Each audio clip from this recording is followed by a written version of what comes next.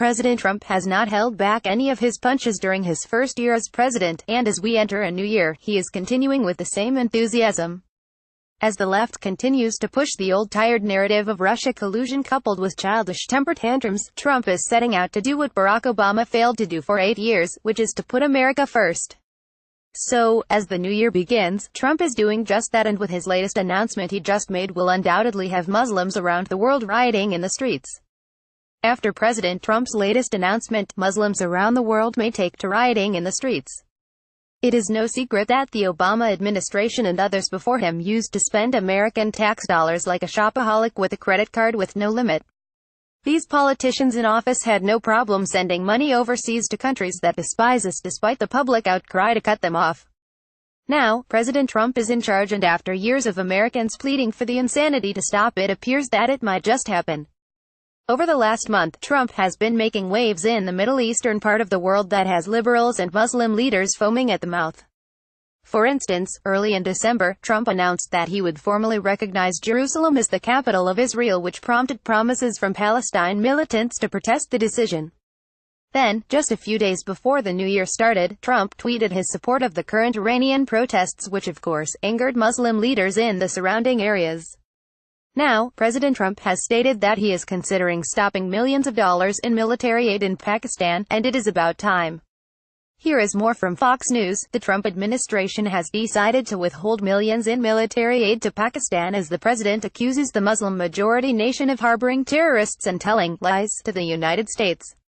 The United States does not plan to spend the $255 million in fiscal year 2016 foreign military financing for Pakistan at this time, a National Security Council official told Fox News on Monday. The official added, the president has made clear that the United States expects Pakistan to take decisive action against terrorists and militants on its soil, and that Pakistan's actions in support of the South Asia strategy will ultimately determine the trajectory of our relationship, including future security assistance. The Trump administration will continue to review Pakistan's level of cooperation, the official said. Earlier Monday, President Trump, in his first tweet of 2018, said that the United States has foolishly given Pakistan more than $33 billion in aid over the last 15 years, and they have given us nothing but lies. Of our leaders as fools? The United States has foolishly given Pakistan more than $33 billion in aid over the last 15 years, and they have given us nothing but lies. They give safe haven to the terrorists we hunt in Afghanistan, with little help. No more. Donald J. Trump, at Real Donald Trump, January 1, 2018, they give safe haven to the terrorists we hunt in Afghanistan, with little help. No more, the president tweeted. The New York Times reported last week that the Trump administration had been considering withholding $255 million in aid to Pakistan to demonstrate its dissatisfaction with how they confront terrorism in their country. The administration already had delayed sending the aid in August. Of course, for any sane person, this decision makes perfect sense, but to radical Muslims and liberals, it is the worst news possible. You see, these countries receive millions of dollars in aid so they can train and spout off their disgusting anti-American vitriol, and the American people pay for it, and it is not that hard to prove. Just recently, Pakistani Islamist leader, Jamaat-ud-Dawa has come forward pleading with all Muslim states to launch jihad against Israel and the United States, and they would do it with your money. Jamaat-ud-Dawa. Here is more from Weasel Zippers. Jamaat-ud-Dawa, Judd chief in 26/11th's Mumbai attack mastermind Hafiz Saeed continues to spread religious hatred from the Pakistan soil as he, recently, invited all Islamic states to launch jihad against the United States and Israel. Hundreds of Judd activists participated in a rally to Hafez Bait al-Muqaddas at the Istanbul Chowk here. The event was attended by Judd leaders, including Hafiz Saeed and Abdul Rahman Maki. The event was conducted in the wake of the U.S. President Donald Trump-led administration unilaterally identifying and declaring Jerusalem as the capital of Israel. The Lashkar-e-Taiba, LET co-founder, while addressing the gathering, said, "The day Jerusalem, Beit al-Muqaddas, becomes the capital of Israel, a caravan of jihad will be launched." Pakistan's Army Chief General Qamar Javed Bajwa, Prime Minister Shahid Khaqan Abbasi and all leaders of the political parties need to unite. Pakistan's atomic bomb is the asset of Islam, which should be used to free Jerusalem. This is my open announcement. He added, we should organize an Islamic conference to be attended by chiefs of the Islamic states to declare jihad. The influence of the ISIS will weaken and the conspiracy of the United States against Islam and holy war, jihad, will come to an end. The United Nations and the U.S. designated terrorist was recently released from house arrest after a Pakistani court cited lack of evidence against him in the Mumbai attack case. There is no reason whatsoever that we, the American taxpayer, should be supplying terrorists with money to help attack us.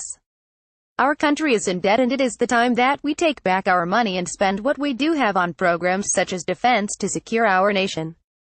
If these Muslim terrorists want to start a war with Israel or the American people, then they need to do it on their own dime and leave us out of it. Share if you agree with Trump cutting off military aid to countries that wish to do U.S. harm. HT Fox News. Follow us on Facebook at Freedom Daily. We have no tolerance for comments containing violence, racism, vulgarity, profanity, all caps, or discourteous behavior. Thank you for partnering with us to maintain a courteous and useful public environment where we can engage in reasonable discourse. It's common knowledge that when you put good in, you get good out. That's true on many levels, but none so literal as with what we put in our bodies. We were designed to survive and thrive off of what the earth provides for us, but the production of those life-giving substances has turned into such a finely tuned machine that prioritizes profit and taste, that we've lost a lot of what was good for us along the way. One of the biggest steps backward for the health of the Western world was the introduction of GMO foods, or any food that is genetically modified in order to live, even with poison sprayed on them. The purpose of this is to keep the food growing when the plants are sprayed for bugs, weeds, etc. Unfortunately, that means that things like Roundup are actually being put into our foods so that they'll be immune to being sprayed with it. As you can imagine, that's not great for your system. McDonald's Corporation is the largest dealer of GMOs, according to your Newswire, and according to recent reports, the Golden Arches have been seeing less green pass through them because of this information. The national awareness that GMOs could be contributing to the bad health of this generation is finally affecting the fast food superstars' bottom line. In fact, what is being served by the once beloved clown and his coworkers is hardly even being regarded as food anymore. McDonald's recently launched a PR campaign called Our Food, Your Questions to reassure customers that their frankenfoods are safe for human consumption. Unfortunately for McDonald's, their campaign backfired spectacularly.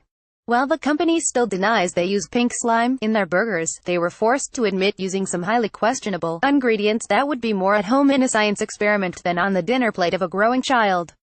During the Our Food, Your Questions campaign, McDonald's admitted to using the chemical additive azodicarbonamide in their burger buns, which is the exact same substance found in yoga mats. Naturally, the world's leading frankenfoods dealer insisted that adding rubber to food is quite safe. According to McDonald's, there are varied uses for azodicarbonamide, including in some non-food products, such as yoga mats. As a result, some people have suggested our food contains rubber or plastic, or that the ingredient is unsafe. Think of salt. The salt you use in your food at home is a variation of the salt you may use to de-ice your sidewalk. The same is true of Ada. It can be used in different ways. I guess that was supposed to make us feel better, but there really is a slight flaw in that logic. Just because food products can be used in an industrial capacity, doesn't mean that industrial products should be used in a food-type capacity. You want to salt the front steps with Morton salt? Fine, just don't put a yoga mat in my rock salt grinder, as one being okay doesn't make the other okay. These revelations are having far-reaching impacts on the take-home pay for the corporation. AP reports that stores are closing nationwide, and profit margins are slimming down, unlike the waistlines of those who eat their food. According to an Associated Press review of the corporation's regulatory filings, McDonald's closed over 700 stores last year and suffered an 11% decrease in revenue and 30% drop in profit. For corporations the size of McDonald's, operating on slim profit margins, falls in profit of 2 to 3% can have enormous ramifications. 30%? We are talking irreversible terminal decline, according to industry experts. But maybe you think that there's to be some margin for error. Maybe the oddly shaped and pressed meat products should be a red flag, but we can stick with the pure, natural, one-ingredient foods like French fries. We can all make French fries. It's just potatoes, salt, and frying oil. Maybe that's how you make French fries, but that's not how Mickey D's makes them. French fries are actually comprised of 19 shocking ingredients.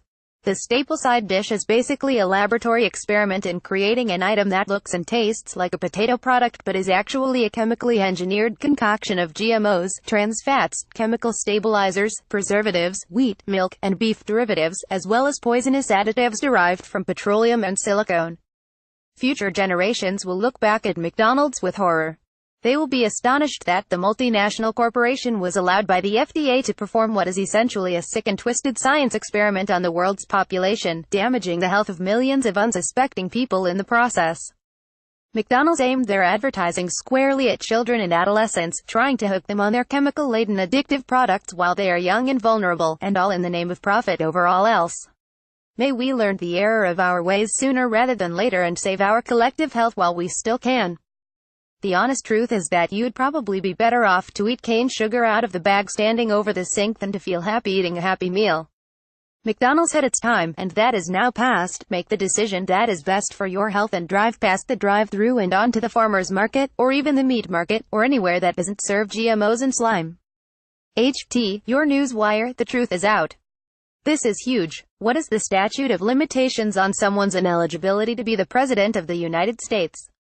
It's not an issue that comes up very often, but senatorial candidate Sheriff Joe Arpaio wants to find out. Sadly, there is still doubt as to whether former President Obama should have been qualified to run for president and rule the country for 8 years. Even though Obama is no longer in office, there's still crusaders for justice like Sheriff Arpaio who aren't ready to give it up. If Obama pulled the wool over our eyes, then he needs to be prosecuted for that grievous offense. Obama probably didn't consider Arpaio to be much of a threat considering the trumped-up discrimination charges that were laid on him when he effectively did his job. A new day has dawned on the Trump administration. Not only has Arpaio been pardoned, but he's planning to run for United States Senate. Obama is at the top of his problem list. Daily Mail reports that Arpaio is not quite as harmless as Obama might have wished. Not only is he pursuing the issue post-pardon, but he claims to have the evidence that he needs. Republican U.S.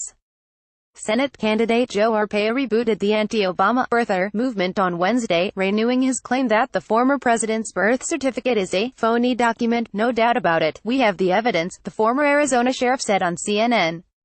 The Republican is running for the Senate seat being vacated by Sen. Jeff Flake. Arpaio was a staunch supporter of President Donald Trump during the 2016 campaign, and Trump showed his gratitude by pardoning him in August following a contempt of court conviction.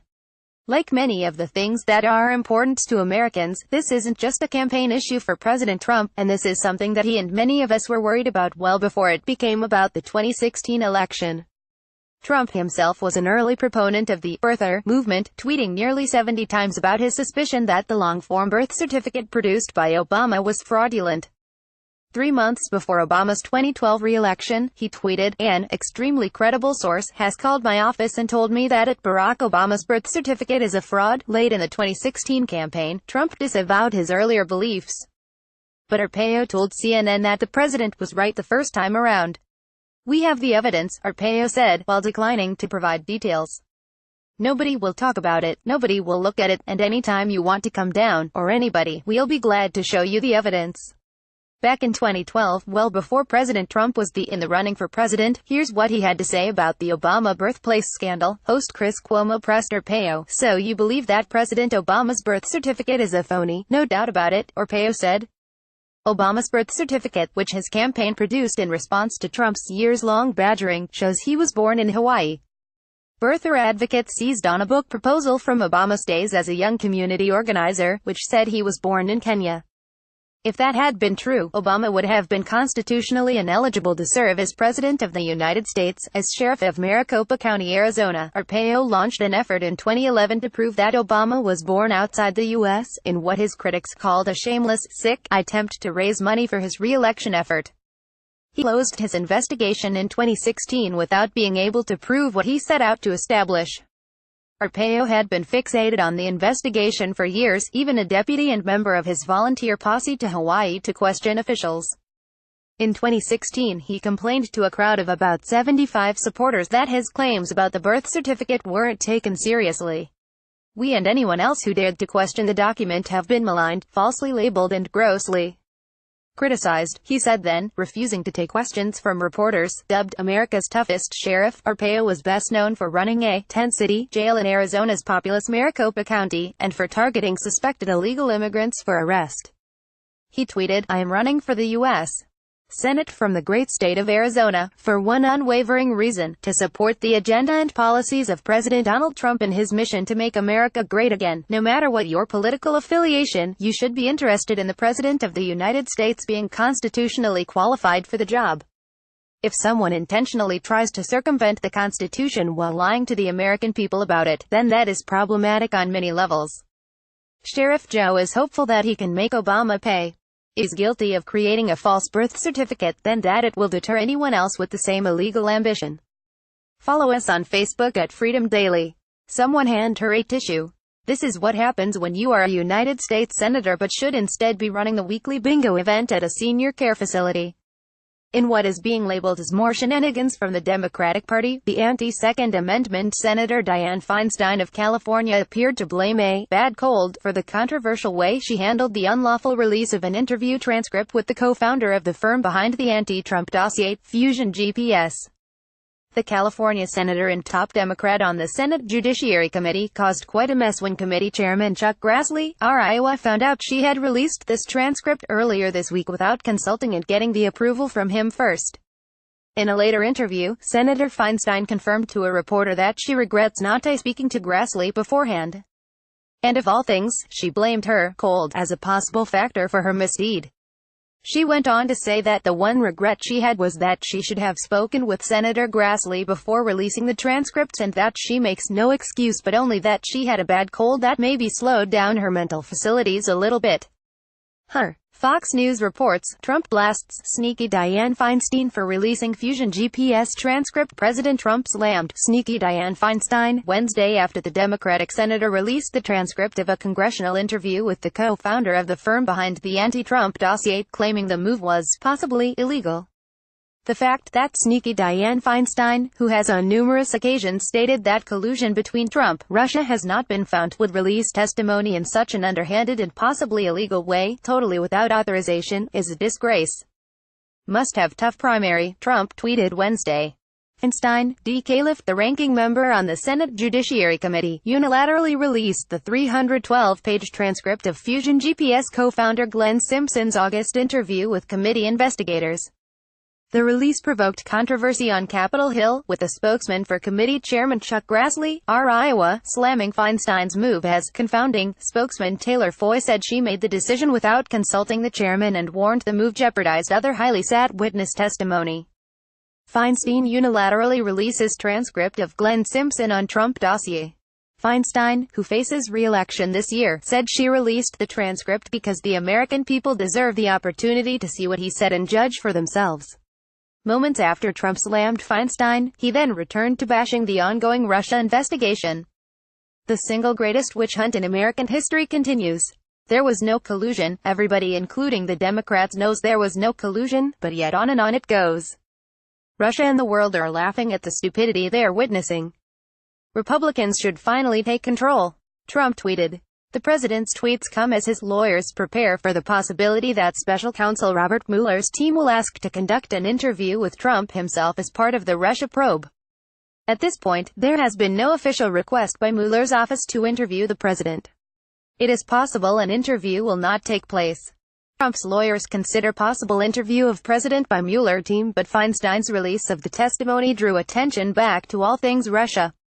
The hundreds of pages of Simpson's responses were rich with revelations about Fusion GPS, its work and its investigation into Trump, which began in September 2015. One passage, in particular, drew heavy attention, where Simpson's lawyer claimed someone had been killed over the dossier's publication. He wants to be very careful to protect his sources, Simpson's attorney Josh Levy said during the August 22 committee interview. Somebody's already been killed as a result of the publication of this dossier, and no harm should come to anybody related to this honest work. Somebody's already been killed because of the dossier, Fusion GPS rep revealed. Levy did not elaborate on who was killed, and congressional investigators did not follow up with any questions about his claim. Neither a spokesperson for Grassley nor Feinstein responded to Fox News' request for comment on why investigators did not follow up with questions on the serious charge made by Levy. The dossier was written by former British MI6 agent Christopher Steele. Fusion GPS, which hired Steele, was funded by the Clinton campaign and the Democratic National Committee. The findings eventually made their way to the FBI.